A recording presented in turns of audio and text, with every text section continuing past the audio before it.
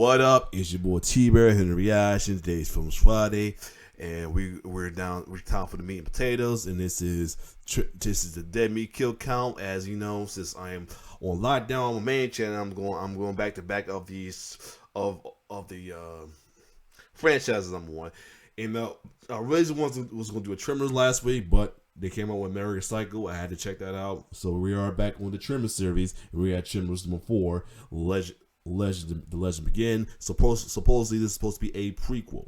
So we'll check this kill count out, and after this we have 3 Tremors left. So as for I think just as much we have like 3 Jason movies left. We got Jason X. No, 4. We got Jason Go to Hell, Jason X, Freddy vs. Jason, and the Friday 13 reboot. So anyway, without further ado, let's check out what as this is and that's for the recount, by the way. So anyway, without further ado, let's continue the Tremors series with The Legend Begins. And if I'm back on my main channel, hopefully Friday, hopefully I don't incur a third strike. I doubt. I mean, I put most of my stuff in private, but hopefully they don't find some loophole and find a way to get me. But if I'm surviving on the next channel, I will bring the poll back out. So anyway, without further ado, let's check out Tremors: The Legend Begins. Tremors 4: The Legend Begins. Let's get it. It came out in 2004. Welcome to the Kill Count, where we tally up the victims in all our favorite horror movies. I'm Zoran Gavoich's great-grandfather Hiram, and today we are getting all Back to the Future 3 on the Tremors franchise with the Old West prequel, Tremors 4: The Legend Begins. Released in 2004, Tremors 4 marks the final film produced by the original team at Stampede Entertainment. Steve Wilson returned to his directing chair from Tremors 2, and Brent Maddock and Nancy Roberts returned as producers and co-creators of the story, though Maddock was more focused on finishing Tremors the series at this point. With its completion of the graboid life cycle, everyone expected Tremors 3 to be the final film. But Universal said, "We want Tremors 4 with or without you." The team decided it'd be with them. And rather than go all Eevee and introduce a new graboid water evolution, they did a prequel set in the Old West. And to my total shock, everybody said, "Oh, that's a great idea." Much like Back to the Future 3, this movie has grown on me over time. I mean, it is the first one that actually shows a graboid on the poster. That's gotta count for something. In a lot of ways, Tremors 4 is about going back to the basics of the franchise. Gone are the shriekers and ass blasters, and thankfully the CGI. After an unfavorable reaction to the digital effects in Part 3, the team at Stampede decided to go fully practical, only using CGI to blend miniature puppets and full-size graboids. This is a big reason why I prefer Tremors 4 to its predecessor. Sure, the even smaller budget and truncated shooting time can still be felt, and the writing isn't as well crafted as the original, having again been written by a third party, in this case 6 Feet Under's Scott Buck. But the characters are likable and the graboids look fantastic, thanks to the famed K&B effects team who stepped in to replace Amalgamated Dynamics. Set a century before the original Tremors, a series of mysterious murders at the local mine bring the mine's owner to the town of Rejection, Nevada. The owner is Hiram Gummer, great-grandfather to Burt Gummer. But this prim East Coast dandy is nothing like his descendant. He can't shoot, is never prepared, and doesn't even wear an Atlanta Hawks hat. What follows is a Wild West adventure the Tremors way, filled with gunslingers, planning scenes, and graboids, both diet and regular. And if you know graboids, you know they stink to high heaven, which is why this episode is sponsored by Dr. Squatch. Now, I don't know what a sponsor actually is, but some fuck in a flannel showed up in a blue box, handed me some bars of soap, and told me to talk about them, and I'm sure glad he did.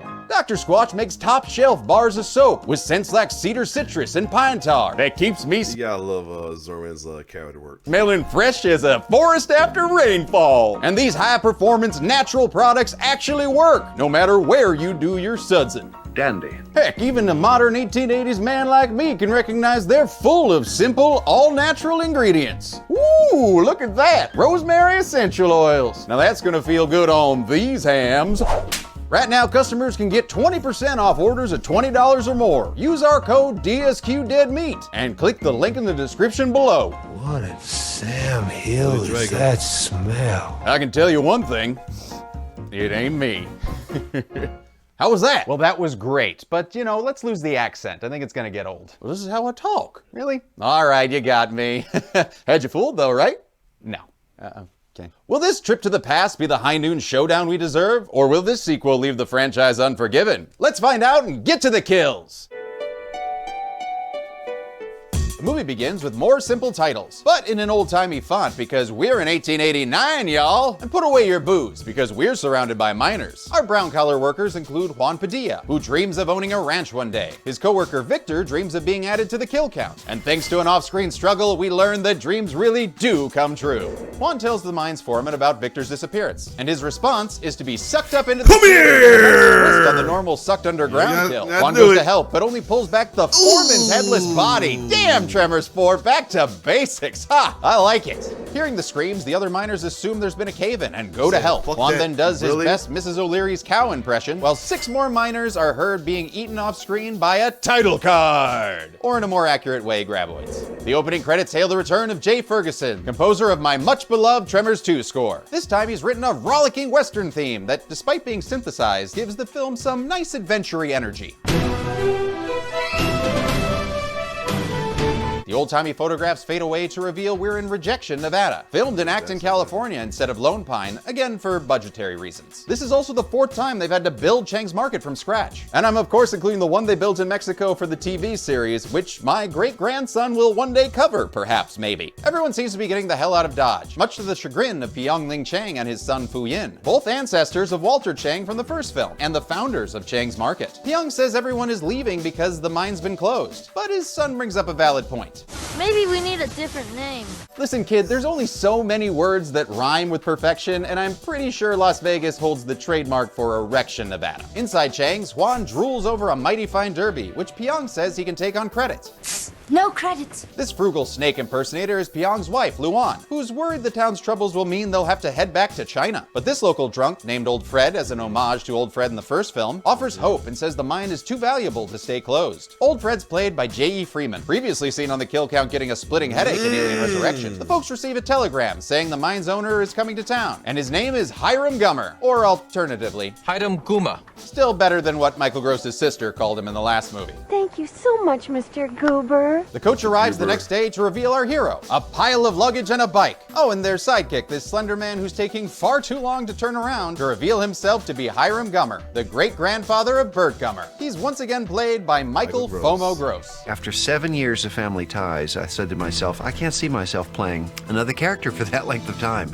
And yet if you look at Bert, although it's not been continuous, it's been 13 years of Bert Gummer. And originally Michael Gross wanted to go full Tootsie and play the great-grandmother of Bert. But director Steve Wilson said, maybe we save that for part 5. Note, they do not save that for part 5. Hiram meets the residents of Rejection, including Tacopa, the Chang family, Old Fred, and Christine Lord, the owner of the Loco Hotel. Christine's played by Sarah Botsford, another As the World Turns alum. And although she's not a geologist, her Reba-esque hair and style says she'll work fine for a romantic subplot. That's just dandy. The townsfolk inform Bert that the mine's closed because of all the workers that died, prompting a fancy man take on a famous Bert Gummer line. I feel I've not been privy to critical, most needful information. Some other info you weren't privy to is that back in Tremors 1, it was actually production designer Ivo Cristante who decided Perfection was once a mining town, although not for silver. We used that idea, but we said it was a silver mine. We'd forgotten it was a talcum mine. Christine mentioned 17 miners were killed in one day, but since we only saw those 8, that's all we're counting. You got a problem with that? Take it up with James. Yeah. Christine escorts Hiram to the hotel, casting a primitive wall of fucking guns. And he proves to be a real dick by complaining about his lodgings and teaching Fu Yin shitty lessons. Anyone can be taken advantage of, and if you can, do. Well, fuck you, Hiram. I miss grumpy Bert. Later at Chang's, Juan recounts his miner story, while Hiram fantasizes about building a freeway and killing Roger Rabbit. But turns out he's not ready for Oh man, he went there. He do like Judge Doom. Wabbit season, I don't own a firearm. making him literally the only person who isn't packing in this town. Even Fu Yin the Menace is armed. Hiram's also unskilled when it comes to equestrianism, so we can see he's got a lot to learn before his family tree branches out to Bert. Hiram and Juan meet up with the last folks willing to help them investigate the mines. The Walter brothers, Brick and Stoney, this human spittoon, Soggy, and the innuendoly named Big Horse Johnson. Indeed. Brick must also be the ancestor of that ska punk from part 3, because he too is played by director Steve Wilson's son, Matthew Seth Wilson. Under Hiram's reluctant supervision, Hiram, they enter the mine past bastard skellies left over from Halloween Horror Nights. And after a brief bit of hat shopping to continue the whole Juan likes hats bit, they reach the end of the mine to find no sign of the unknown killers. Hiram declares the mine's safe to reopen. That night, they set up camp and Soggy busts out the old squeeze box. But since the boys aren't polka fans, they send Soggy Al Yankovic off to play for the horses. The accordion music accompanies some simple character backstory. Juan wants a ranch, and Hiram's a spoiled rich man. You always had everything, didn't you? Several of everything. I just like to get one of something. And what is that thing exactly? I just want me. Not tonight. The backstory soundtrack is cut short when Soggy is killed off screen and a PA tosses his accordion like they're chucking graboid guts. The horses, having seen the first film, book it out of there. Brick goes to find Soggy, but ends up getting eaten himself as another PA tosses dirt like it's wedding rice. His brother Stoney then heads over to discover a new mini-stage in the graboid life cycle. Oh! Baby graboid! Also known as a dirt dragon, shooter, or grablet. Grablite? In any case, they were designed by K&B Effects under the direction of Greg Nicotero, the man responsible for all the best effects ever. But more specifically, he's worked on Army of Darkness, From Dusk Till Dawn, The Walking Dead, Jason Goes to Hell, Day of the Dead, Bride of Reanimator. I can do this all day. But credits aside, he followed Amalgamated Dynamics' lead on going back to nature when designing the baby graboids. So we made them look like grubs, where they had these infantile little mandibles and little tiny nubs of teeth growing. The gruesome graboid grubs chow down on Stoney's arms like a Skull Island carnictus, dragging Stoney back to the earth for whence he was named. Juan arms himself with a pickaxe, basically a vampire stake in this franchise. Alright! And invites the babyoid to meet the missus with a nice cup of tea. It enthusiastically accepts, before remembering that chamomile messes with its asthma. The men fire shots at the creature until it reverses the film and heads back underground. It resurfaces and lunges at Hiram, who blocks it with his hammock. Good thing he stopped by Mary Ann's hammocks down at the hammock complex on 3rd. It retreats and gears up for another attack on Juan, but it pickaxed the wrong hat lover to fight. And we add our first kill to Bert's hunting log with this graboid baby, they die like the big ones too. Hiram and Juan head to a rock for safety and call for Big Dick Horseman Johnson face, or whatever the fuck his name is, to join them. But on his way over, he's taken out from the sides, raptor style, in a great physical stunt that ends with more off-screen screams and a hand being sucked under the ground. Hope you enjoy Big Horse Johnson. He's a mouthful. Safe on their residual boulder, Hiram and Juan start to learn the rules we Tremors fans have tattooed on our backs. They have no eyes, they hunt by vibration, smell terrible, never feed them after midnight, etc. Steve Wilson likened this learning to similar scenes in vampire movies. The hook in a vampire movie is the audience knows the rules going in, and they're waiting to see how the people figure out the rules. With another hat lost, Juan and Hiram head back to town using the solid rock ridges nearby. Are you balding, Here we go. fair-skinned, a tiny child who lives on a water tower? Well, it don't matter who you are, you need a hat. Hats have been around since prehistoric times, and they're not going anywhere. Sure, they can be hard to hold on to, but when you find that certain special one, you will be literally brimming with confidence. So don't let any hiss and misses stop you from buying a hat today. Hats, they're fedorable. In town, Tacopa digs a flagpole hole that Christine points out as a potential plot hole. Does it concern you that Nevada hasn't yet adopted a flag? We will one day. Well, you're gonna be waiting a while since they didn't actually adopt one until 1991. And basically it's blue, just, blue. Fu Yin is on Warner Brothers guard duty when he spots Juan and Hiram returning to town to gab about graboids. Those are the most savagerous beasts I've ever seen. Savagerous? That's a terrible name. You know what, let's keep the naming to the Chang family, thank you very much. Dragons. Dirt to dragons. Which was also the name of the Flash-based video game they released with this movie. It was, not good. The next day, Tacopa polishes up his peace offering from Jerry Seinfeld. Handsome, no? Oh, very. It's me. I think he looks more like old Chief Woodenhead from Creepshow 2, but, to each their own. Hiram tries to fix his velocipede, but when he can't, Fu Yin comes through for the fee of $5, which is about $138 with inflation. It's a steep cost, but Fu Yin is the only bike repair boy in town. And like Hiram once said, Anyone can be taken advantage of, and if you can, do. Hoisted by his own petard and also out of cash, Hiram gives Fu Yin the bike and goes all Stephen Keaton to teach him how to ride it. And Hiram Gummer's heart grew 3 sizes that day. 1 month later, we set up a steam traction engine for later use, since Steve Wilson is a huge train lover in real life. I'm still making movies for the 12-year-old me, Fu Fuyin searches for little shits in the well, while Christine calls in Hiram's tab. He reveals that he's no longer rich. His coin, watch, and cufflinks are all he has left, since his father sank all their money into the now-closed silver mine. She feels sorry and a little sexy for him. That night, Short Round discovers that his buddy Dr. Jones has finally returned. Oh wait, that's not Henry Jones Jr. It's Billy Drago, who most people know from The Untouchables. And I know from Briscoe County Jr. And my fiance knows from Charm, because apparently everyone was in that show at some point. Billy plays Blackhand Kelly, a gunman hired via telegraph who just oozes with cowboy machismo. I recommend that you keep that hog leg skinned, unless you got a desire to be jumping over hot coals in hell. Now it's a Western. Yeehaw! Hiram asks for a demonstration of Kelly's gunfighting prowess. No, not my sausage! Man, unhealthy Doug's gonna be pissed. Hiram ponies up his double eagle coin to hire the gunslinger, and he and Juan agree to go with him graboid hunting. Pick yourself out something that feels right in your hand.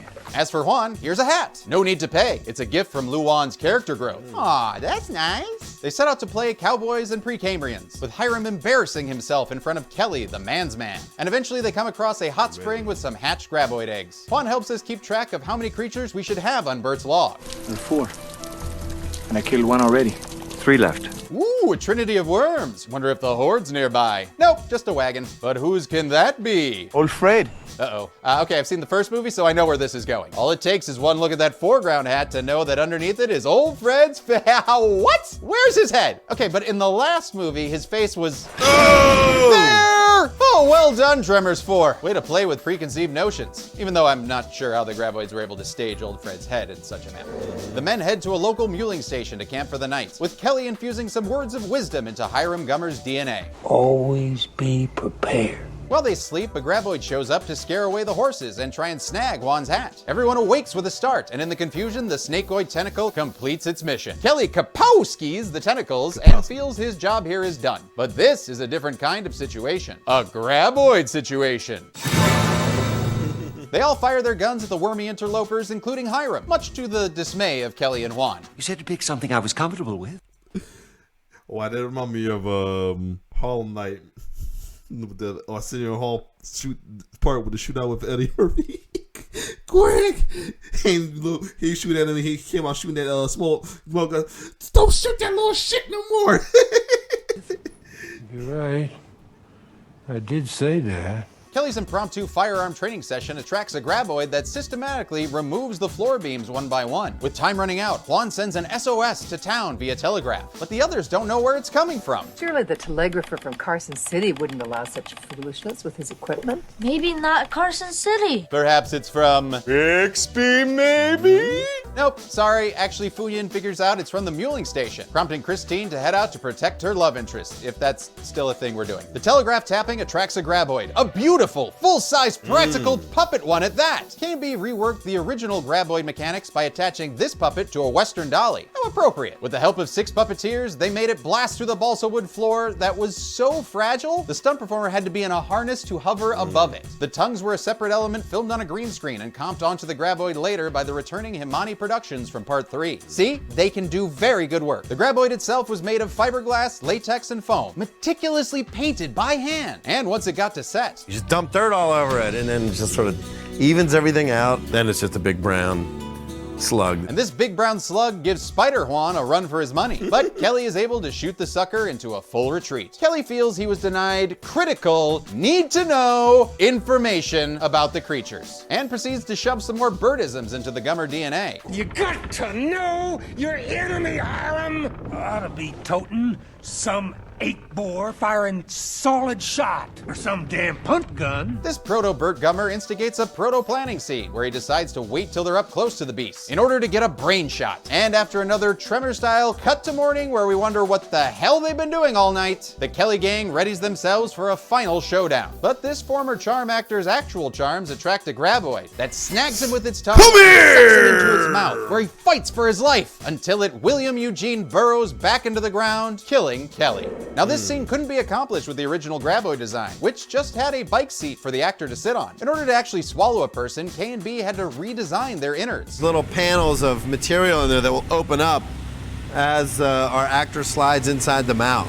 I love how much thought and care was put into the death of this very fun character. Nearby, Christine rides like a drunk Clara Clayton to the rescue as the boys fight off a rare shot featuring 2 graboids at once. This was achieved by using miniatures done by the returning Forward Productions from Tremors 1. The miniature set was elevated, allowing puppeteers to ram the creatures through the floor with varying results. Still, seeing 2 massive graboids together is a beautiful sight. Juan and Hiram escape on Christine's wagon, but the graboids are still in hot pursuit. In this really fun shot done with a 6-foot-long practical puppet, the puppet was attached to a slot track with a separate cable going from its head to a curved piece of plywood, so that when it moved, the head would be pulled up and down. Fucking genius! Hiram then uses a slingshot to increase their ride's horsepower, and the graboids give up the chase with a dusty harumph. Back at Chang's, Hiram suggests everyone leaves town and starts their lives over, but Juan doesn't want the movie to end just yet. No stupid animal is going to make me leave my land. And neither does Pyong. No place perfect. Yeah, especially not rejection. Maybe if it had another name, it'd work. But in any event, no one's leaving. Well, except for Hiram, that is. And not even Fu Yin can convince him to stay.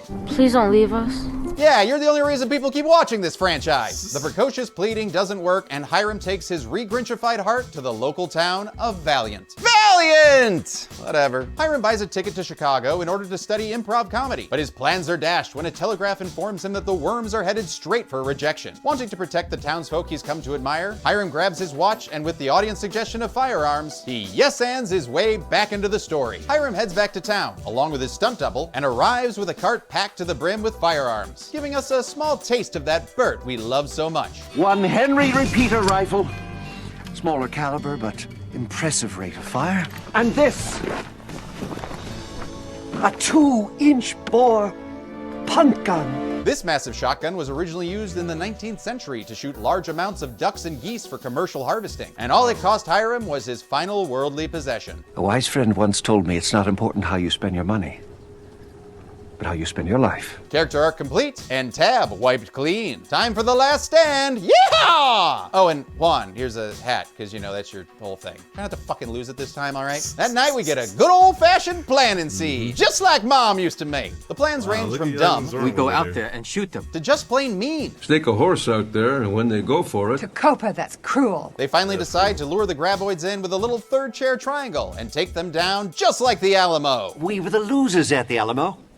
Speak for yourself, gringo. Fu Yin goes on a beander to get enough cans to create a graboid alert system. After a quick gun-loading montage, Burt nuzzles up to his new man cannon and they ring the dinner bell. Unfortunately, the graboids are delayed, having taken a wrong turn at Albuquerque. But eventually they show up when the townsfolk are completely unprepared, especially Fu Yin, who has no idea how to hold a rifle. The graboid bursts through the ground, in an effect achieved with a miniature since the actual ground was made of solid rock, so they couldn't blast through it without also blasting through their budget. Full scale or not, Burt fires, only to completely miss and send the graboid burrowing away. Tacopa is none too pleased. You missed! With a cannon! Best line of the movie. Hiram gets a second chance as he reloads and fires just in time to give us an ooey gooey graboid spewy death to add to the hunting log. Aw, look so sad there. Everyone celebrates and goes to admire the practical effects, forgetting that we have 2 more to go. The second graboid attacks Hiram and takes the punt gun out of the game, before chasing Juan up a telegraph pole and slowly sinking it into the ground. A gag that writers Maddock and Wilson tried to get into previous Tremors scripts. Seeing Juan, Tacopa hot springs into action with a goddamn plan. He puts a 2-man saw down the hole we saw him digging earlier. Then he misery whips the side of it, and the resulting noise causes the graboid to plow full force into it. We get a kill confirmation when the pumpkin juice they called blood bubbles to the surface. Everyone celebrates again, forgetting there's still another one out there, specifically behind Tacopa. It grabs him and drags him Jaws style over to the market and ostensibly slurps him down. The townsfolk mourn the loss of this man who is definitely not a flagpole quitter. That is until the graboid regurgitates the cigar store Indian, and Tacopa reveals himself to be very much alive. I guess the statue really did look like him. They all regroup on the ground like idiots while the graboid circles the town. Without the punt gun, they seem SOL, but Tacopa paraphrases another Burtism to inspire them. Must do what we can with what we have. I love that all the Burt quotes that we know and love were just stolen from others and then passed along through his DNA. That could be considered quotural appropriation. The new plan is to blow up the graboid with a giant firecracker to celebrate being Americans. While Fu Yin is off looking for a fuse, this very prominent telegraph goes off. The graboid must have been waiting for that call since it beelines for the market and tears down the set like it's the last day of filming. Fu Yin is trapped inside, hiding from the snakeoid tentacle, which was again brought to life with both a hand puppet and a cable-controlled version. Wow. That's the drunk version. The townsfolk make noise, but being Stumpy's great-grandfather, this graboid knows better. Luckily, Fu Yin finds a knife and cuts himself free. Woo! That was intense. Oh shit. Editor Bree? Enough with these puns already. I'm probably still gonna do more puns. The graboid gives chase and corners Christine, Luan, and Fu Yin. Seems this graboid's old-fashioned and firmly believes women and children should go first. Into its belly! Christine takes out one of the tentacles with a rifle, but it's not until the graboid moons the boys with its ass end that Hiram has an idea plan. He slowly backs up the steam traction engine while Juan and Tacopa run around shooting the unearthed worm, which is pretty dumb. I mean, why is it just sitting there and taking it? Maybe the dolly operator was on a union break. Eventually, they get their act together and attach some ice block tongs to a rubber band. Bert gooses the graboid with the tongs, while the graboid snags Fu Yin. They thread the band into the steam engine and start a game of tug-of-war that drags the graboid across the town and slams it into the steam engine, giving us an explosive entry for Bert's hunting log. The PAs chuck goop and monster chunks at the actors, who celebrate another amazing practical effect done with quarter-scale miniatures. After a nice and slimy shot of the worm remains, everyone gathers together to share some Michael Gross and just plain gross hugs. Oh, and don't forget about Juan's running joke. Which joke? He always loses Oh, his the hat. hat joke. As he gives his hat to Fu Yin. Well, looks like the early gummer got his worm. Oh no!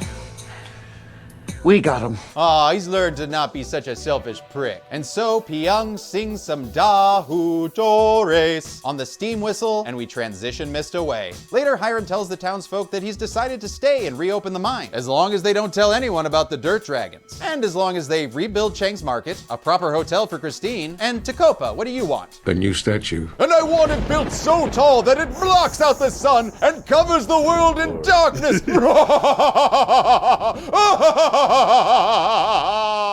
Does everyone agree to this? Yes, so, as next we see the town is renamed Perfection. But better not tell anyone for another 13 years, since that's when the first movie said it was founded. The movie ends with a lesson in shooting and another lesson in love, as Hiram describes the new house he's going to build in town. It will even have a basement. It's an awful lot of room for one person.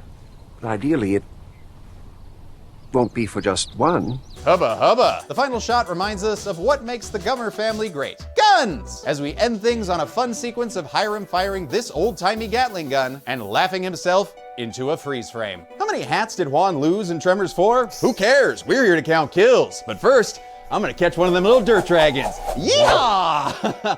Oh, this should have been the ostrich bit in the Tremors 2 kill count, right? Ah! Oh! All right, well, 14 people died in Tremors 4, all men, because women weren't allowed to work in the mines, giving us yet another chart that is as blue as the Nevada flag. With a runtime of 101 minutes, that gave us a kill on average every 7.2 minutes. Bert's hunting log adds 3 full-size graboids and 1 little baby graboid, grablet, shooter, dirt dragon, you know, whatever you want to call it. It gave us a fistful of graboid kills every 25.3 minutes. We'll give the golden chainsaw for coolest kill to Old Fred. It's a great misdirect from the original Tremors and a solid severed head by K&B Effects. Dull machete for lamest kill will go to the miners killed off screen, which was a major disappointment. Bert's hunting trophy goes to Stumpy's great-grandfather, who was splattered by the steam traction engine. A return to the inventive practical deaths of franchise yore. That also got director Wilson his money's worth from that damn traction engine rental. And that's it. Tremors 4: The Legend Begins came out in 2004 and was the last time the original creators were involved with the franchise. The series would then take an 11-year hiatus and return with an entirely new crew and, of course, Bert Gummer. But I'll be taking a look at that in 2 weeks. Until then, I'm a man who desperately wants to take off this mustache. Yeah! This has been the Kill Count. Yeah. On the next Kill Count. After 4 films and 11 years of development, how do you build upon the Tremors franchise foundation of love and family cultivated by its original creators? For us, it was something special. Well, how about we fire them and get the director of Kindergarten Cop 2? Well, I guess that's a wrap. Oh, far from it. Oh, How about we add Jamie Kennedy to give us some fresh pop culture references the kids will love? You binge watch Breaking Bad again? You trying to appeal to the younger demographic? Get a little pit bull on us? Oh, and California's too expensive, so let's move everything to South Africa for the tax breaks. Are you freaking kidding me? Also, let's redesign the graboids and the ass blasters, lose the shriekers, and make them all CGI. What's next? Graboids that talk? But hey, keep Bert. Wouldn't want to mess with this franchise too much. Ooh, I like your style. This week, watch Jurassic Park. Oh, sorry, Tremors 5 Bloodlines. A different kind of Tremors movie. Definitely an acquired taste. And after you wash that out of your mouth, tune in Friday, March 11th for the kill count, only on Dead Meat. This is a bag of dicks. Tremors 5, Bloodlines, can currently be watched on the Alright, pictured definitely streaming check it out. platforms. Dead Meat always recommends you watch the movie for yourself before its kill count. It's the only way to have your own properly informed opinion. Kill counts are never meant to replace the experience of watching a film. Thank you for watching. We are 4 movies in, over halfway done. Cool. So there we go. So that's that. So next week, if I'm back on my channel, we'll be returning to polls. Just gotta get through it though. Well, man, I'll definitely have some ideas for some polls as well too, as I will check out another Dead Meat video right after for kill count desserts. Well, let's call it dessert, maybe a second helping. So anyway, if you like my reaction, like, share, subscribe to my YouTube channel. It's your boy T-Bear signing off. One love.